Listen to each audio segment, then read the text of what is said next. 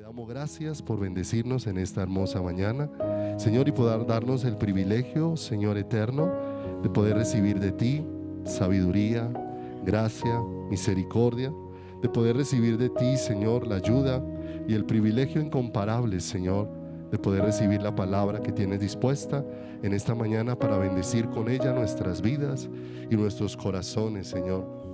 Esa lámpara que alumbre nuestro camino, Señor, que dé dirección a nuestro corazón, Señor, que nos lleve, Dios, a estar alineados con tu pensamiento y a estar establecidos en el camino dispuesto por tu corazón. Por Jehová son ordenados los caminos del hombre, Señor.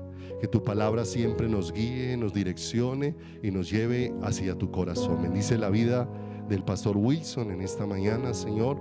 Precioso que esas palabras de tu corazón nos lleven a enamorarnos más de ti, nos lleven a contemplarte, nos lleven a mirarte y nos lleven a ser un pueblo que cada día te desea más, Señor, por la obra tuya hecha en nuestros corazones. Te damos gracias en el nombre bendito de Jesús. Amén y amén.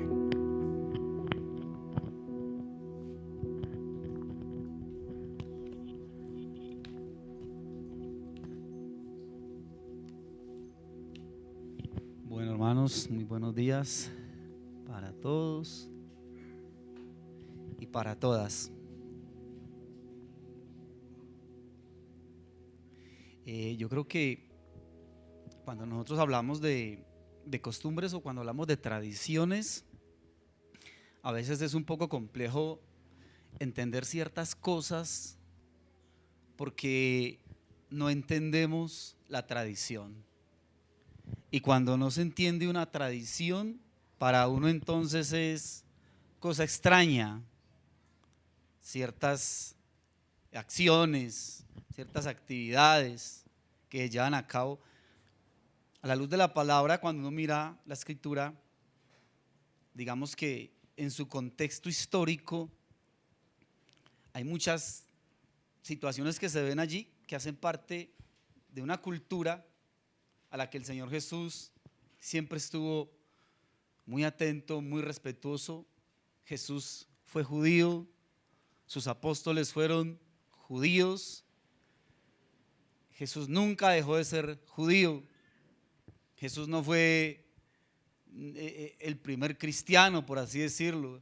Siempre en todo lo que vemos que Él respetó tantas cosas y vivió conforme a tantas costumbres maravillosas, algunas de estas que realmente eran impuestas por los fariseos de aquel tiempo como mandamientos de la ley de Dios, fue las que él vino y enseñó y le dio, digamos, el direccionamiento correcto, sabiendo apartar una cosa de la otra.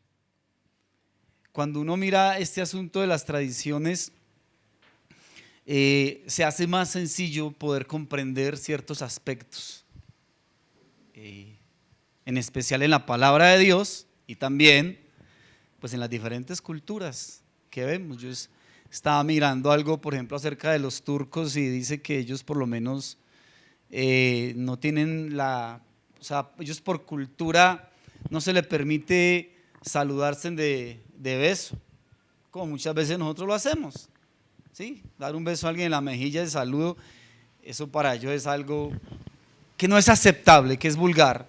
Manifestaciones de cariño, de afecto en público, eso ellos no lo permiten, ¿ya? Cuando uno mira, por ejemplo, no yéndonos tan lejos, aquí mismo en Colombia, en regiones como La Guajira, donde si una chica guajira va a tener a un hombre que la va a llevar a ella por esposa, pues uno diría es absurdo que tenga que dar chivos, vaquitas y cierto ganado, y cómo se le ocurre hacer una cosa de esas. Pero si no lo hace, ellos por cultura entienden que esa mujer no vale nada para ese hombre, porque no está dando nada por ella. Entonces uno discute o pelea con esas cosas cuando uno las entiende, ¿ya? Pero cuando uno le ve el sentido a esto, es donde dice, bueno, es comprensible ciertas cosas. Hace un tiempo que Dios me permitió estar con mi familia en Ecuador, era extraño para ellos allá tomar chocolate al desayuno, eso no lo hacen. Ustedes chocolates en diciembre, eso es como la natilla aquí en Colombia, ¿no? Pero un chocolate hace una cosa rara. Eso es una cosa ahí de cultura. Algunas etnias también en Ecuador, si el hombre toma a una mujer por esposa, a ella solita, ella se disgusta. Ella no quiere ser la única esposa, quiere que tenga 3 o 4. Porque si él la tiene solo a ella, dice que la consiguió para que ella hiciera todo en casa, que ella sea la que lave, la que cocine, la que cuide, Pero si él tiene más mujeres que la ama mucho y la cuida, porque tiene más mujeres que le ayuden. Entonces sí, el asunto de tradiciones a veces uno lo entiende. Algunas culturas cuando te invitan a comer, si te gustó y te complació, pues tú eruptas fuertemente. Eso para nosotros es vulgar. Pero cuando tú lo haces allá es que estás diciendo, fue agradable, le gustó. ¿Sí? Digamos que son como ese tipo de cosas. Entonces, cuando nosotros vamos a la escritura y vemos cosas como dice la escritura, allí será el lloro y el crujir de dientes. ¿Sí? Uno piensa pues, como en el infierno, algo así, ¿no? Echarlo a las tinieblas de afuera y allí será el lloro y el crujir de dientes. Entonces resulta que en la cultura hebrea antigua, pues a falta de luz eléctrica, los hebreos tenían por costumbre sus casas muy iluminadas, buenas velas, ¿sí? En todas las habitaciones. Cuando alguien llegaba a buscar hospedaje, porque recordemos que por cultura son muy hospedadores, entonces buscaba una casa que estuviese muy iluminada. Y cuando se habla de echarlo a las tinieblas de afuera, que allí será el lloro del crujir de dientes, o sea, ellos le tienen como una fobia a la oscuridad, a las tinieblas. Entonces coger una persona y sacarla de un lugar, de una reunión donde no era invitado, ¿sí? Donde había un mal comportamiento, era sacarlo hacia la parte externa donde obviamente todo era oscuro, ¿sí? Cuando nos dice la escritura que Jesús manda a sus discípulos y les dice, mandándolos en la comisión a la que los envió, dice que yendo de camino no saluden a nadie. Y uno dice, pero el Señor Jesús como que, diga, ¿cómo se le ocurre? Si lo menos que uno puede hacer es saludar a alguien. Es porque la tradición judía, un saludo judío es un saludo no de 5 o 10 minuticos, es de 3 días. Porque es de ir a casa, es compartir, es estar allá, es comer con la persona. O sea, era algo así. Entonces imagínate saludando a todo el mundo en el camino, no llegas nunca. ¿Sí? Cuando Jacob regresa a casa, después de todo el tiempo que estuvo lejos, los que hemos visto discipulados sabemos todo el conflicto que hubo allí, y que regresa y se va a encontrar con su hermano Esaú. Recuerden que cuando le dijeron que ahí venía Esaú con 400 hombres, ¿qué hace Jacob? Le envía una cantidad de presentes, pero una cantidad de vacas, camellos, ovejas, pero infinidad. Entonces, porque por cultura también, cuando hay conflicto entre dos pueblos o entre dos personas, el hecho de que tú mandes algo a esa otra persona, si esa persona no lo acepta, quiere decir que hay reconciliación. Si te lo devuelve, quiere decir que prepárese porque la cosa está fea. O menos así son las cosas, ¿sí? Algo que compartió ahorita el pastor cuando dice la escritura a todos los sedientos, venid y comprad sin dinero, hablando pues de las aguas y esto, también por cultura, por la falta de agua, por la dificultad allí, habían ciertas personas que tenían dinero y tenían cómo enviar a las partes más lejanas a traer aguas, y entonces enviaban a una persona a que anunciara por el pueblo, a las personas más pobres, que vengan, venid, sí, comprar sin dinero, o sea, les regalaba para que las personas vinieran, los menos favorecidos, y pudieran entonces tener aguas. Una cantidad de cosas que, ahorita te repito, están en la escritura, y como no entendemos mucho la tradición, entonces la cosa queda ahí como que, porque por tradición nosotros obviamente hacemos las cosas de otra manera. Cuando hablamos del asunto de la cena del Señor, que aunque fue, digamos, cuando el Señor Jesús la instituyó allí con sus 12 apóstoles, de hecho ya desde mucho antes se venía celebrando algo que era muy paralelo a esto, como era la Pascua, ¿sí? Que también tiene un trasfondo bien bonito y todo lo que tiene que ver con la salida del pueblo, cuando son sacados de la esclavitud que habían vivido en Egipto por 400 años. Ese día celebran ellos su Pascua. Y hay un elemento allí que es, digamos, muy notorio, como es el pan. Lo mismo cuando uno mira el asunto del tabernáculo, allí también hay un lugar donde están los panes. Cuando uno mira la cena, también está el asunto del pan. Y esto del pan también tiene como su trasfondo que es bien especial. Cuando lo miramos desde el asunto de la esclavitud que vivió en Egipto, allí ellos, digamos por su condición y por lo que tenían que vivir, ellos comían algo llamado la matzá, que era un pan sin levadura, era un pan que tenían que simplemente la harina, el agua, y hornéelo de una y cómalo, porque era un pan que no llevaba mucho tiempo para poderlo preparar. Era un pan que su digestión era más lenta, entonces hacía que los esclavos estuviesen como más llenos o la sensación de hambre fuera menor. Entonces no tenían y no podían ellos, aunque quisieran, preparar un pan de pronto más sabroso, un pan fermentado, un pan con más aditivo, no lo podían hacer porque sus exactores, las personas que los tenían allí esclavizados, pues no les iban a permitir tiempo para ponerse a preparar un pan bien rico.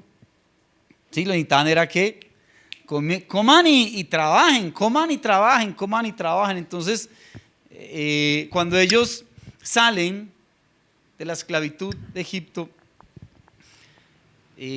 por primera vez experimentan esa sensación de libertad, y aunque ese día comieron el mismo pan, ese matzá, pero para ellos tenía como un sabor diferente porque era el sabor de la libertad para ellos. Ya. Y cuando en la Pascua comen este pan, tiene como un doble sentido, porque por un lado recuerdan el dolor y el sufrimiento que vivieron allí y se lo cuentan a sus hijos, pero por el otro lado recuerdan el día que fueron libres, que el Señor redimió sus vidas.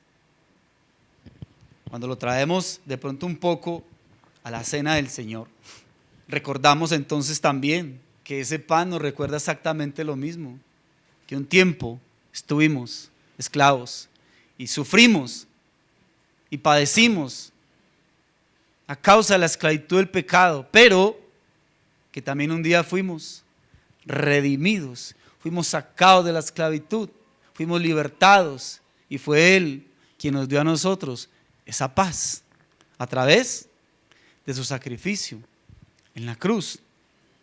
Entonces, quiero leerte 1 Corintios capítulo 10, versículo 16 al 17, ¿sí? Pero te lo voy a leer en la versión No hay amor más grande. Dice: cuando pedimos la bendición del Señor al tomar la copa de vino de la Santa Cena, ¿no quiere esto decir que el que bebe de ella comparte con los demás las bendiciones de la sangre de Cristo? Y cuando partimos el pan para comerlo juntos, estamos compartiendo los beneficios de su cuerpo. Por muchos que seamos todos, comemos del mismo pan, indicando que formamos parte de un solo cuerpo, el de Cristo. Entonces mira esta parte bien bonita.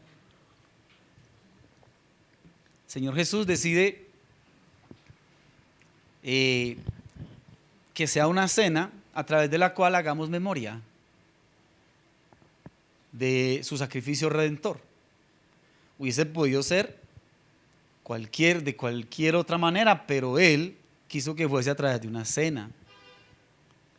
Y volvemos también un poquito al asunto de las tradiciones, y es que, digamos, sentarnos nosotros a la mesa no tiene como mucha connotación para nosotros. El alimento, decirle a alguien que almuerce en mi casa, compartir con alguien algo que preparé, bueno, uno lo hace muy cotidianamente, pero lo bonito de todo esto es mirar que a través de esto, que era algo que se venía haciendo desde hace mucho tiempo, compartir la cena, sentarse a la mesa en el contexto judío, nos va a dejar ver hoy por qué la tradición de esto y el que el Señor Jesús lo haya dejado a través de una cena nos va a enseñar algo bien precioso y bien maravilloso. Lo primero que debemos de entender es que la Santa Cena es un llamado que el Señor nos hace a nosotros a la unidad. Es bien importante y esto tiene que quedar bien marcado. La Santa Cena es un testimonio porque a través de ella nosotros testificamos que Jesús ha partido su cuerpo fue entregado, fue torturado, ¿sí? Y su sangre derramada. Entonces testificamos, damos testimonio de esto. Y esto de tomar la cena se hace entonces en memoria, en conmemoración, en recuerdo de ese acto tan maravilloso y sublime que Él tuvo con nosotros. Entonces, como resultado, cada uno de nosotros que participamos de la Santa Cena, testificamos también que así como Él se entregó de un todo, que así como Él lo dio absolutamente todo, también nosotros debemos entender que nosotros no nos servimos a nosotros mismos, sino que somos llamados a servir y a amar también a nuestro prójimo, a nuestros hermanos, a amarnos los unos a los otros. Entonces, cuando nosotros comemos de un mismo pan y vamos a beber de la misma copa, estamos nosotros juntos anunciando, unidos, la muerte del Señor Jesús. Entonces, piensa en algo. Si la Santa Cena es un llamado a la unidad, a la fraternidad, a servirnos, a amarnos los unos a los otros, no es digno, no está bien presentado, no es santo, no sé qué más palabra utilizar, no es acepto delante de Dios. Entonces, que yo tome la cena cuando en realidad estoy en desavenencias con un hermano en la congregación, cuando no quiero ni hablarle, cuando no quiero ni mirarlo. Porque si esto es un llamado a la unidad, lo que el Señor nos está diciendo es que la Santa Cena nos recuerda que un día Él va a venir por nosotros. Y Él prometió, recuerde, Él dijo, no la beberé más hasta que el día en el que la beba con vosotros en el reino de mi Padre. Entonces, ¿cuál es la exhortación de Dios? Estemos preparados en amor y en unidad los unos con los otros. Porque en el reino del Padre no va a ser acepto que hayan desavenencias, disgustos y que estemos llenos de enojo y de ira contra otra persona. Es como preparémonos. Es más que cojamos el pan y el vino y comámoslo, no. Seamos conscientes de cuán preparados deben estar nuestras vidas, hablando pues solamente de un aspecto, ¿no? De la unidad entre hermanos, el perdón, la aceptación, el amor. Y esto de verdad que es bien bonito y es bien confrontante, porque es Dios mismo llamándonos a poner esto en práctica. No sé si tengas desavenencias con alguien en la iglesia. Cuando hablo de la iglesia no estoy hablando solamente de Monte de Sión, ¿sí? La iglesia es universal, ¿ya? Entonces, si tú te vienes de otra iglesia porque allá tenías un problema con un hermano y te viniste para acá, tranquilo, te trajiste el problema también, porque el asunto es arreglar las situaciones. Eso es lo que Dios realmente quiere de cada uno de nosotros. Entonces la Santa Cena debe observarse como un cuerpo unido, y no como personas individuales. En la Santa Cena debemos estar de acuerdo entre sí. Una fe, una devoción, un Señor, un solo amor, una entrega. Mira que así como el pan que vamos a compartir hoy, por decirlo de alguna manera, se compone de muchos granos de trigo que están ahí mezclados, que están ahí molidos, que son inseparables. Es imposible que tú tomes y puedas saber de qué grano vino cierta parte de ese pan, porque está completamente unido. Es un solo cuerpo, por decirlo de alguna manera.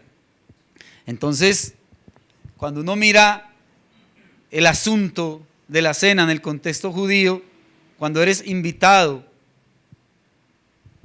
a sentarte en la mesa de alguien para compartir su mesa, lo que te está diciendo esa persona es que tú eres mi íntimo, tú eres mi más cercano, tú eres alguien a quien yo amo, tú eres mi familia.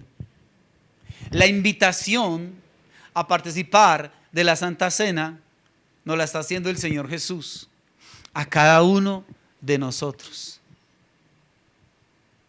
Entonces, hay algo aquí también bien bonito, y es no solamente el llamado a la unidad, a que estemos preparados como cuerpo de Cristo, ¿sí?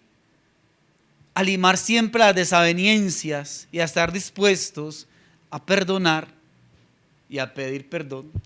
A veces es más fácil perdonar, pero a veces pedir perdón es como lo que a veces es tan complicado. Entonces, no solamente ese llamado a la unidad, sino también que es un llamado a que cada día nos hagamos un poco más conscientes y tengamos un poco más de conocimiento de lo que significó la muerte, sepultura y resurrección de Cristo, que son tres elementos, tres cosas bien especiales: muerte, sepultura y resurrección. La Escritura dice, cuando el Señor fue a compartir con ellos, porque yo recibí del Señor lo que también os he enseñado, que el Señor Jesús, la noche que fue entregado, tomó pan, y habiendo dado gracias, que dice, lo partió. Que es otra cosa que por tradición tú no ves que los judíos cojan con un cuchillo y corten, porque para ellos el pan representa la vida misma. Entonces dicen que pasar un cuchillo es como atentar. Ellos lo parten y lo reparten y lo comparten, ¿sí? Entonces el Señor Jesús parte el pan y habiendo dado gracia, dice, lo partió y dijo, tomad, comed, esto es mi cuerpo que por vosotros es partido, haced esto en memoria de mí. Esto es mi cuerpo que por vosotros es partido. Mira que había algo ahí que ellos debían entender. Quizás no lo entendieron en el momento, ¿sí? Pero cuando vieron lo que ocurre y el acto maravilloso de su muerte en la cruz del Calvario, pudieron verlo con una claridad y una revelación tremenda en sus vidas.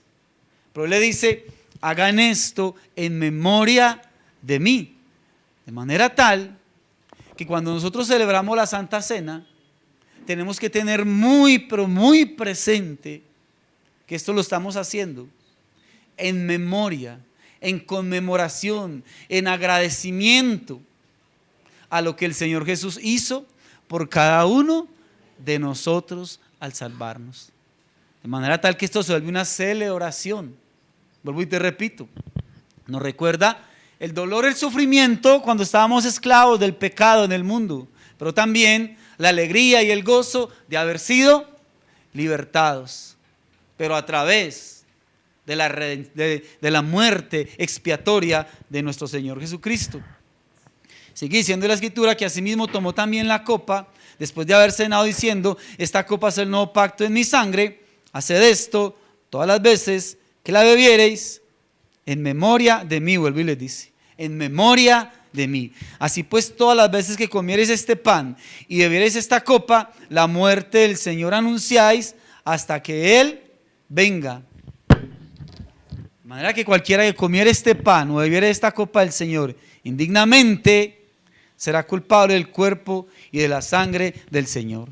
Por tanto, pruébese cada uno a sí mismo y coma así del pan y beba de la copa, porque el que come y bebe indignamente sin discernir, recuerde que discernimiento es entendimiento, ¿sí? Sin discernir el cuerpo del Señor, juicio come y bebe para sí. Eso está en 1 Corintios 11, del 23 al 29. Entonces, prestémosle atención a esto. Por tanto, pruébese cada uno a sí mismo y coma así del pan y beba de la copa, porque come y bebe indignamente sin discernir el cuerpo del Señor, juicio come y bebe para sí.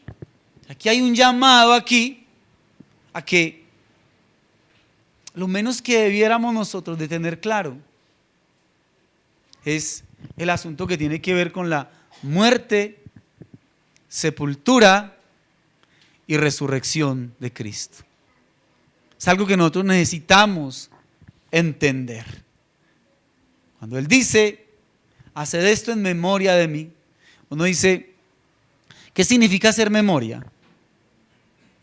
Recordar, ¿cierto? Es como mirar por el espejo retrovisor, ¿sí? Y poder hacer memoria.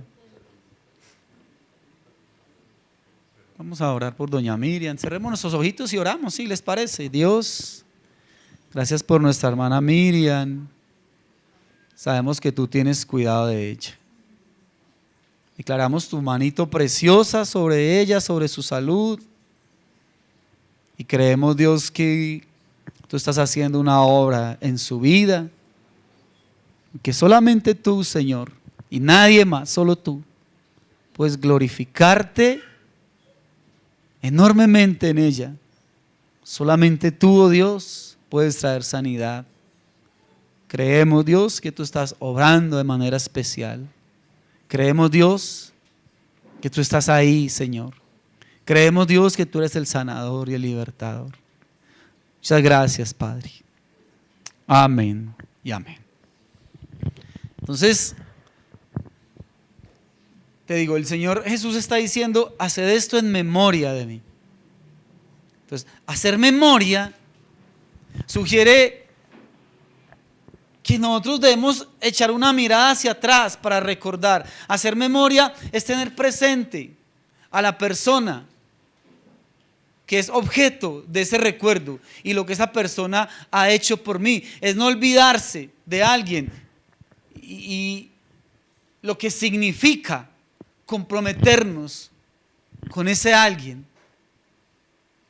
¿Cuántas veces hacemos memoria de personas que de una u otra manera han significado algo para nuestras vidas, de personas que en algún momento fueron puestas ahí y fueron de refrigerio, de bendición? Entonces Dios está diciendo, hagan memoria. Cuando conmemoren la Santa Cena, miren hacia atrás y recuerden y tengan presente dos cosas. Primero, ¿cómo era tu vida? ¿Cómo estabas tú? ¿Cómo estaba yo antes de venir delante de Él? Hagan memoria de esto y hagan memoria de cuánto costó la salvación nuestra, la liberación nuestra, el perdón nuestro. Hagan memoria de lo que le costó al Señor Jesús, todo su padecimiento. Y sé que cada vez que la celebramos anunciamos la muerte del Señor. Y anunciar algo es hacerlo saber, es darlo a conocer públicamente. Es comentarlo, es compartirlo, es proclamarlo. Entonces, no nos dé pena hablar de lo que el Señor Jesús ha hecho en nuestras vidas. Y si hay personas que no tienen muy claro esto, yo quiero decirte algo. Mira, simplemente cuando nosotros compartimos el pan y el vino en la Santa Cena, le estamos diciendo al Señor, Señor, gracias porque un día tu cuerpo fue torturado, fue partido. Señor, gracias porque un día tu sangre fue derramada. Señor, gracias porque si tú no hubieses muerto en la cruz del Calvario, si tú no te hubieses humillado hasta la condición de hacerte un hombre. Si tú no hubieses sufrido el padecimiento, el castigo, si tú no hubieses sufrido la injusticia de la cual fuiste objeto solamente por llevar mi castigo, yo no tendría hoy el regalo de la salvación. Eso es lo que conmemoramos. Es un acto de agradecimiento delante de Dios. Por eso dice que el que come y bebe indignamente sin discernir el cuerpo del Señor, juicio come y bebe para sí. Ese discernir es como esa capacidad que tú y yo tenemos de diferenciar las cosas, de entender las cosas, de poder apreciarlas y recibir la revelación mediante el Espíritu Santo, pero por la guía también de la palabra, a través de la luz de la preciosa Escritura. Entonces, es un llamado a que tú y yo nos interesemos un poco más por aprender y por entender lo que fue la muerte, la sepultura y la resurrección de Cristo. Y cómo eso se hace también evidente en mi vida. Porque si Cristo murió, quiere decir que también tú y yo debimos haber muerto con Él. ¿Qué tuvo que haber muerto? El pecado, esa vieja naturaleza. Si Cristo murió juntamente con Él, dice la Escritura, morimos. Si Cristo resucitó, juntamente con Él también, ¿qué? Resucitamos a una vida nueva. Quiere decir que un viejo hombre quedó allá muerto, como Cristo murió, y que una nueva criatura resucitó para vida nueva. Pero entre muerte y resurrección hubo algo, ¿qué? La sepultura. Entonces, ¿qué fue sepultado? Juntamente allí quedó sepultado todos nuestros pecados. La Escritura dice que Él ya no tendrá más memoria de ellos, que fueron llevados a lo más profundo de la mar. ¿Quién ha podido llegar a lo más profundo del mar? Hasta ahora no ha habido cómo llegar a lo más profundo del mar. O sea, que Él toma nuestros pecados, quedan sepultados. Hay muchas cosas muy bonitas que entender allí, de la muerte, sepultura y resurrección de Cristo. Pero celebrando la Santa Cena, le estamos diciendo a Él, gracias. No solamente por lo que sufriste por mí, sino por aquello que me regalaste a mí al morir, al ser sepultado y al resucitar. Y es todo lo que conlleva a nuestras vidas la Santa Cena.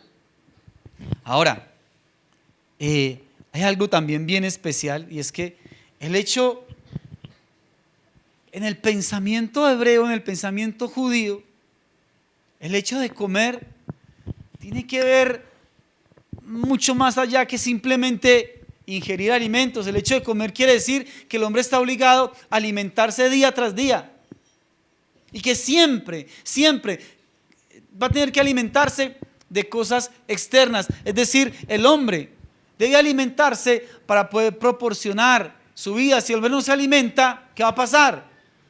Muere, se enferma y muere.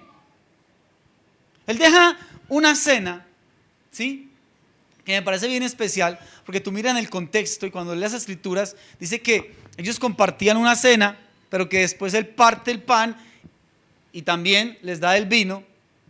Y no era solamente que la cena estuviese allí compuesta por el pan y el vino, tenían mucho alimento había allí en la cena, pero obviamente una parte muy especial era lo que tenía que ver con el pan y el vino, y era que ellos obviamente iban y compartían una comida suculenta, preciosa, tanto en la Pascua, ¿sí?, como en el asunto de la cena. Entonces, es como un bello modo de decir que el hombre es creación, que el hombre es dependiente, no autónomo, que todo intento del hombre de creerse omnipotente, de creer que tiene mucha fuerza, que posee la vida, al tener que reconocer que tiene que sentarse y tiene que alimentarse, simplemente está dejando ver su debilidad, su fragilidad.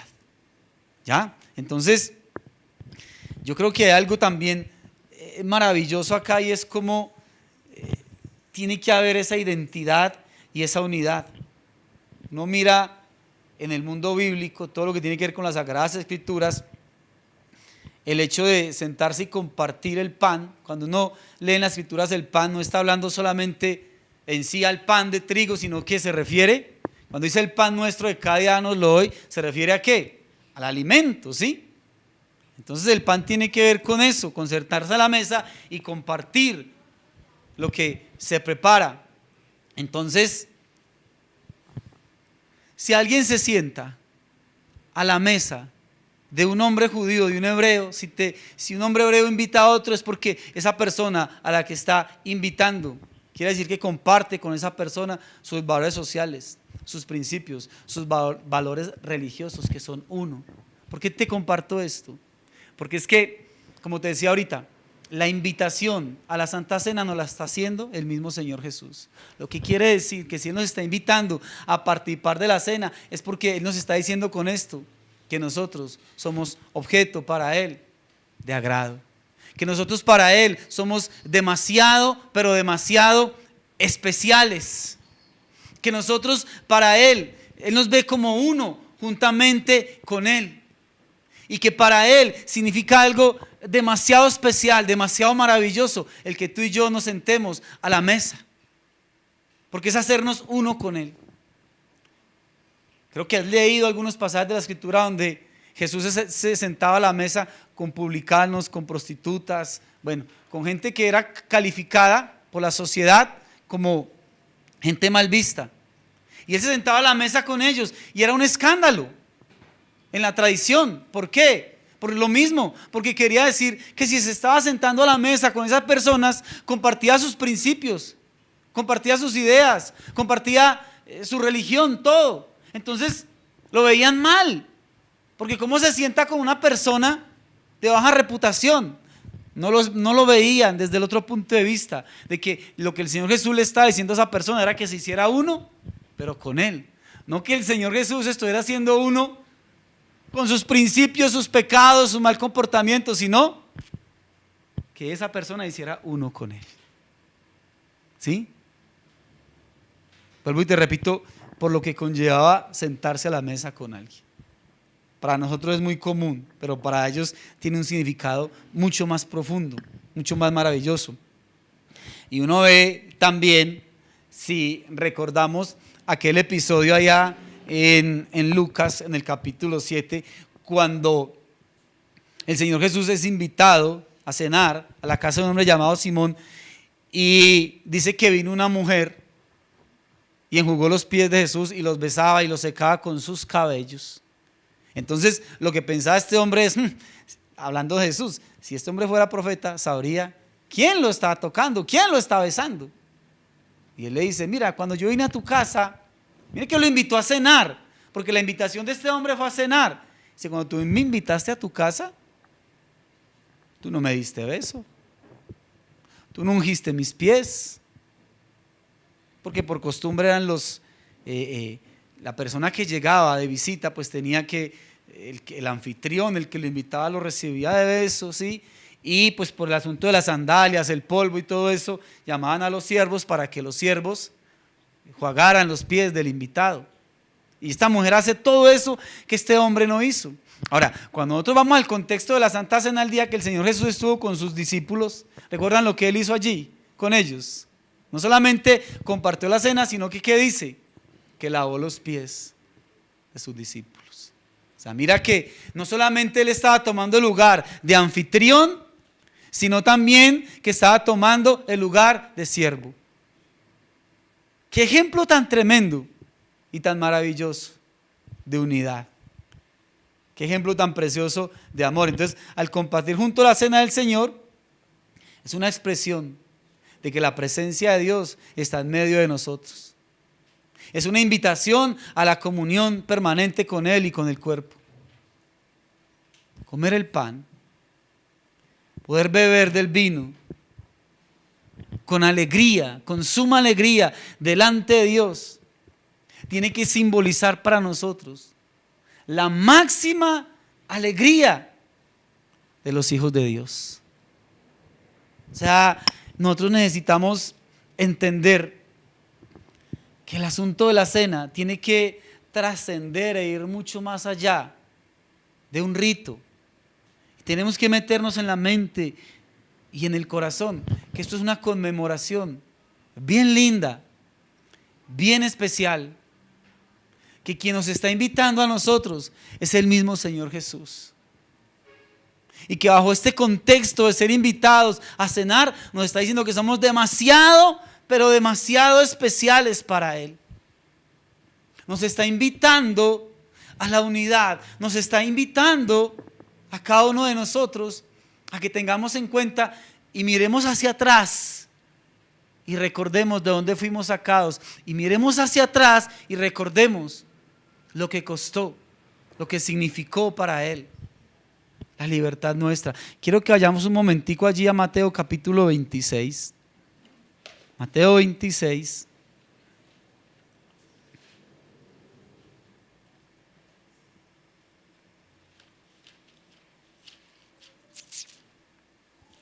Y quiero que leamos versículo 20 y 21. Versículo 20 y 21. Cuando llegó la noche, se sentó a la mesa con los 12. Mateo 26, 20 y 21. Cuando llegó la noche, se sentó a la mesa con los 12.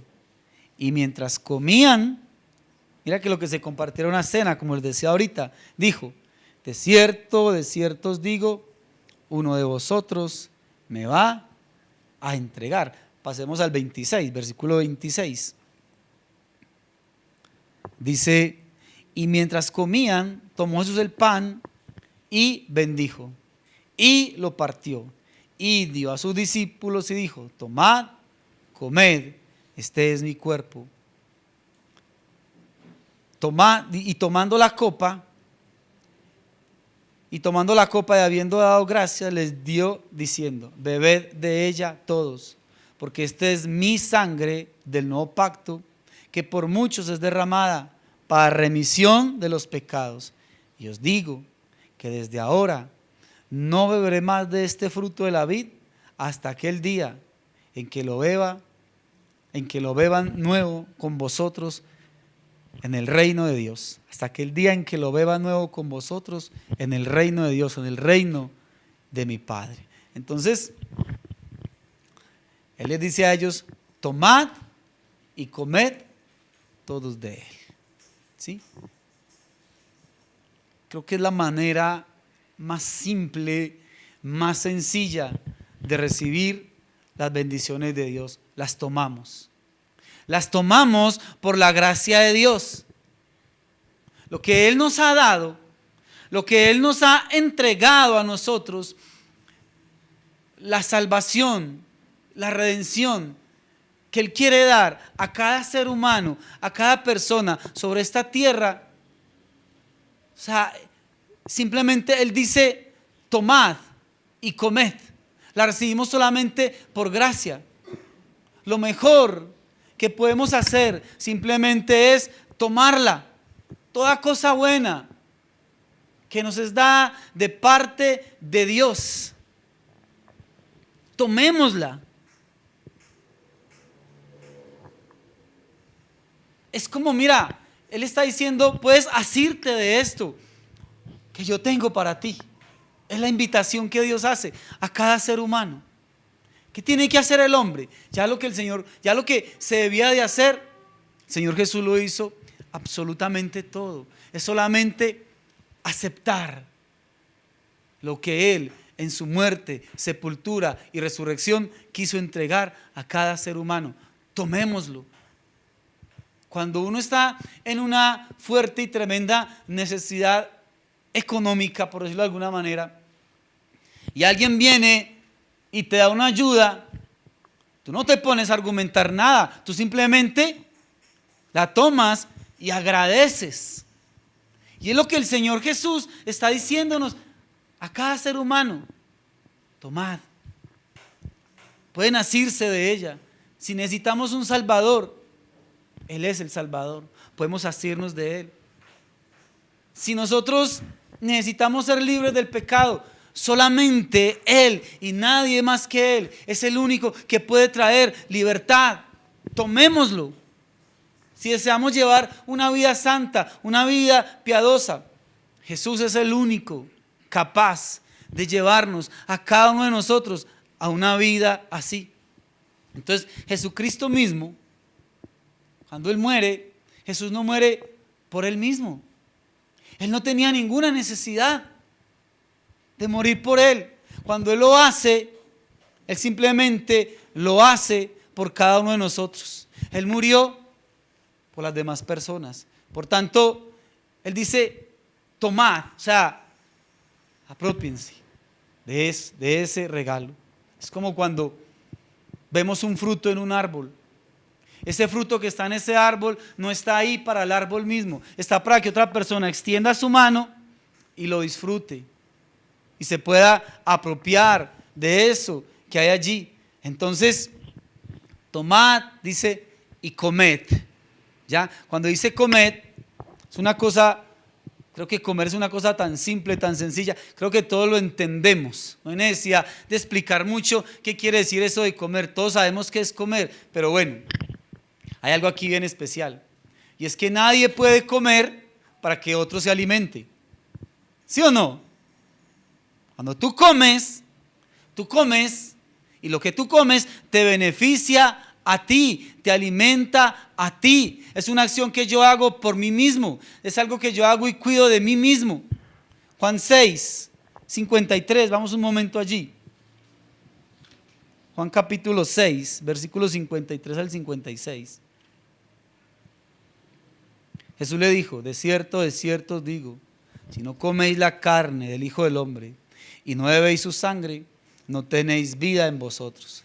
El que come mi carne y bebe mi sangre tiene vida eterna, y yo le resucitaré en el día postrero. Porque mi carne es verdadera comida y mi sangre es verdadera bebida. El que come mi carne y bebe mi sangre, en mí permanece. ¿Y qué dice? Y yo en él. Cristo, algo que está enseñando aquí, es que Él y su obra redentora debe ser algo que debe ser introducido en el corazón de cada uno, pero de manera personal. De manera personal, hasta que esa vida que se está alimentando de Él constantemente pueda discernir cuál es el propósito de Dios en su vida, y hasta que pueda entender cuál es la voluntad que Dios tiene para él en su vida. Así como cuando nosotros nos alimentamos, cuando nosotros comemos, que no solamente uno mastica y traga y ya, ¿sí? Sino que masticamos una y otra vez, empezamos a saborear, empezamos a digerirlo para luego ahí sí tragarlo, comerlo. Entonces hay algo aquí que debemos de pensar. Pensemos en la obra del Señor. Pensemos, leamos, reflexionemos, meditemos cada día más y alimentémonos cada día más de aquellas cosas que me van a llevar a mí a entender cada vez de una manera un poco más clara la obra del Señor Jesús, el propósito, la voluntad que Él tiene para tu vida y para mi vida. Entonces, mira que mucho en lo que nosotros creemos y aquello en lo que nosotros debemos de creer, aquellas cosas que nosotros debemos de digerir, masticar, meditar, es una forma de alimentarnos espiritualmente. Por eso el llamado de Él, aquí en lo que leíamos ahorita del Señor Jesús, es que el que come mi carne y bebe mi sangre, y uno, los que escuchaban eso, en este momento del tiempo bíblico, para ellos era un absurdo que Él le estuviese diciendo a la gente: ustedes tienen que comer mi carne y tienen que beber mi sangre. Pero ahora, a través de lo que el Señor Jesús nos va revelando a nosotros, de lo que significa esto, vamos entendiendo entonces que el alimentarnos de Él, el nutrirnos de Él, solamente va a dar crecimiento y fortalecimiento a cada uno de manera especial, de manera personal. Lo que alimentó a alguien, lo que tú comiste ayer o antier o la semana pasada, se convierte en algo que se une a ti, es inseparable. No te pueden sacar aquello que comiste y se convirtió en un nutriente en tu vida, en tu cuerpo. Ya no lo pueden sacar porque está ahí, porque se hizo parte de ti, se hizo parte de tu cuerpo. Entonces, para entenderlo, cuando Jesús dice tomad y comed, el que come y bebe mi carne, el que come mi carne y bebe mi sangre tiene vida eterna. Sus palabras nos declaran que Él es el verdadero y único alimento espiritual. El único y verdadero alimento espiritual. Tenemos que hacer esto con el Señor Jesús. Tomar de Él. Alimentarnos de Él constantemente. Hasta que todo lo que es Jesús, todo su pensamiento, todo su deseo, todo su carácter, se haga parte de mi vida, se haga parte tremenda dentro de mi ser. Entonces, hasta que podamos decir verdaderamente, como un día lo dijo el apóstol Pablo: ya no vivo yo, mas vive Cristo en mí. Esa es la invitación que nos hace el Señor Jesús. Y ese es el deseo fuerte y maravilloso en el corazón del Padre, que al participar de la Santa Cena, al comer del pan y al beber del vino, entonces conmemoremos todo esto y entendamos cuán necesario nos es a cada uno de nosotros alimentarnos y llenarnos y nutrirnos cada vez más y más y más de Él, y no olvidarnos nunca y agradecer cada día su obra, su favor, su misericordia sobre cada una de nuestras vidas. Amén. Vamos a estar de pie un momento y vamos entonces a orar y a celebrar este momento maravilloso, este regalo precioso que nos da el Señor Jesús en este día.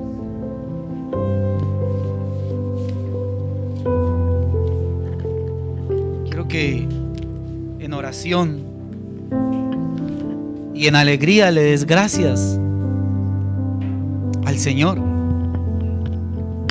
Vamos tomando el pan y la copa.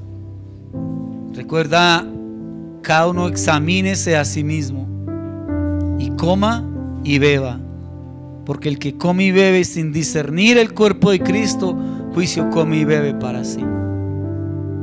Que de manera libre y espontánea cada uno lo pueda hacer en agradecimiento al Señor. Y que al tener en tus manos este pan y esta copa, simplemente recuerda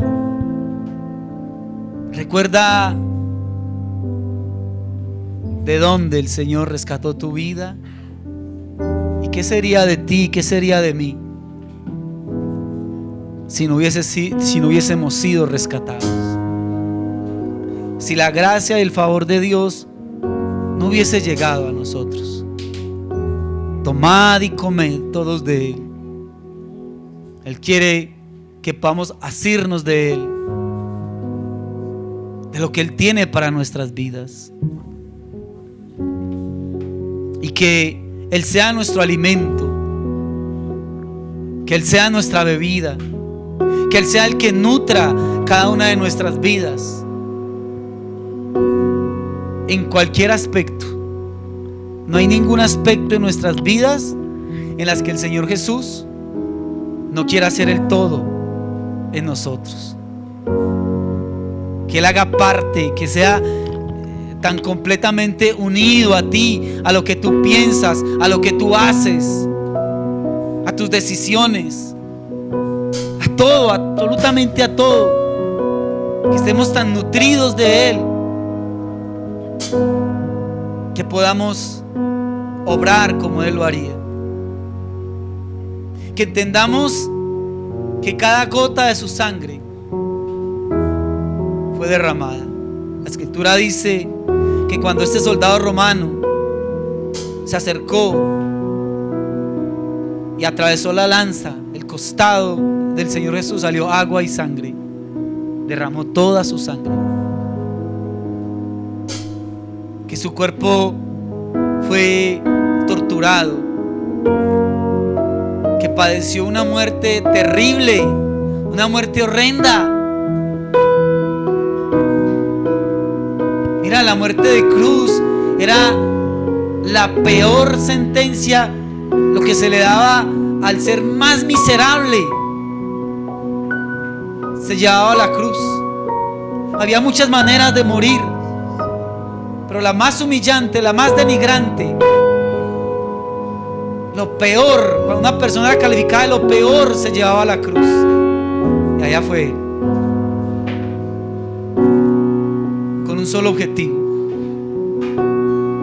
que su dolor quitara nuestro dolor, que su muerte nos apartara a nosotros de la muerte eterna, de la separación eterna, que en su sepultura mis pecados fueran sepultados, que en su resurrección también yo resucitase para vida nueva.